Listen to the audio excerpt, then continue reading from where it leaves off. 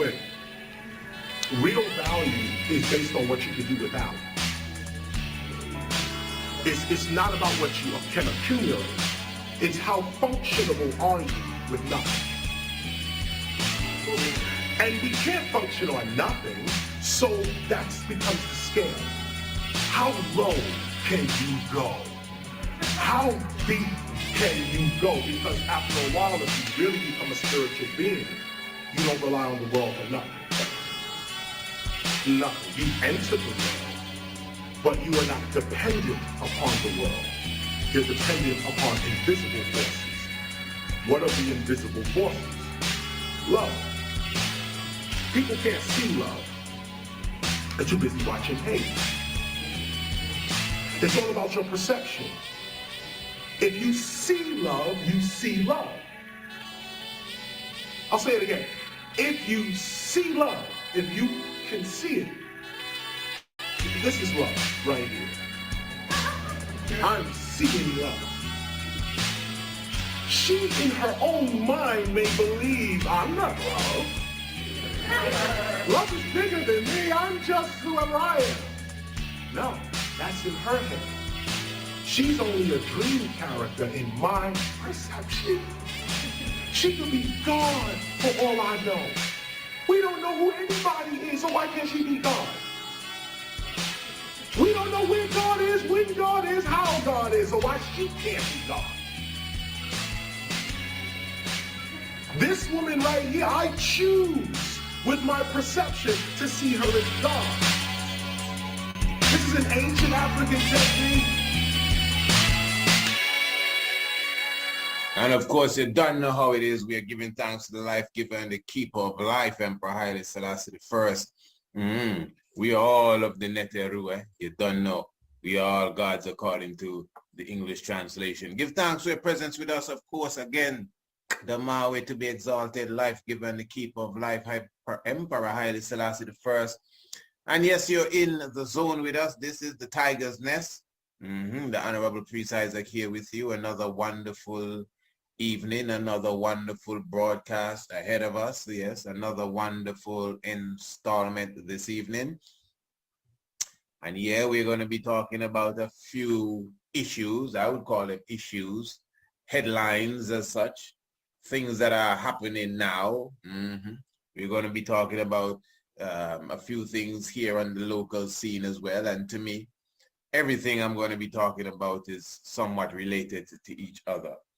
They're all coming from the same source, really. I'm sure, well, everyone knows of the 4th of July shooting that took place in Chicago. And of course, well, from my perspective, I'm just going with the flow of how I'm being currently trained by society. This trans shooter went up on a building and she killed 6 people.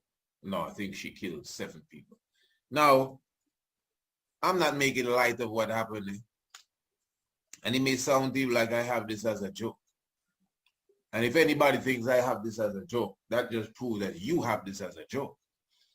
Check it. This fella who obviously you could see that he ain't no regular person in no sane mind.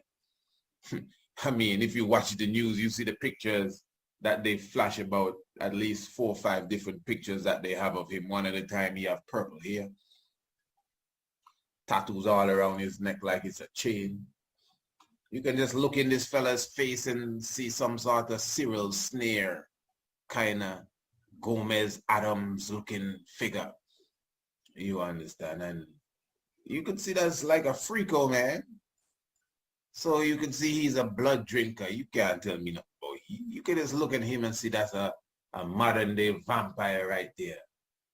Them fellas into anything, putting on a dress and dressing up like a so-called woman ain't nothing for them. In this society, and this sick society, once a fella dress up like a woman, with they call transgender, and so you go. Listen, this ain't my stuff, eh? This is what you say, not you, the listener, really. I mean, I'm talking to the society now. This is what you promote. Somebody put on a dress. You got to respect them as a female, to the point that you have to refer to them as she instead of he. That's the society. We live in a society of choice. And you know, you have the choice to be a faggot if you choose to be. Well, I think that has always been the case. But you ain't got a choice to force me to accept nobody else's choice. No, you ain't got that choice, because that can't happen here. So according to what you teach, a transgender, a fella in a skirt and a dress and wig and everything, but no fellas around moving so, and you the one that call them transgenders, give them their respect. How come now this killer put on his woman clothes and go on a building and kill 7 people and shoot dozens more? Why is it that that's not a transgender? How come it's just a disguise? Sick society. I tell, let me show you how sick this is. Remember we did the program, a fella pretending to be a girl, and at the same time a criminal, although that by itself is a criminal act. They lock him up in a prison with women, over 400 whatever women in the area that he is. And he moving like a women do. And he get one of the real women in there pregnant. How you rationalize that now? And I'm supposed to just accept your stupidity, your foolishness, the crap that you want us to eat. This nastiness from your abortion argument. You see, now, as I said, many of you would have heard, I'm going ahead of myself here. I'm already in the meat of the reasoning, and we're not there yet. This is the introduction. So again, you've all seen the weasel on the TV that killed the people there. All right. You saw how he was captured. I'm sure you've seen it. The man pull up in his car and about 30-something police move on him, and he come out and he put his face to the ground, and just like the Buffalo Killer, gone peacefully. Even the dude that no, he killed himself. Who is the other one? Well, listen, man, once you are white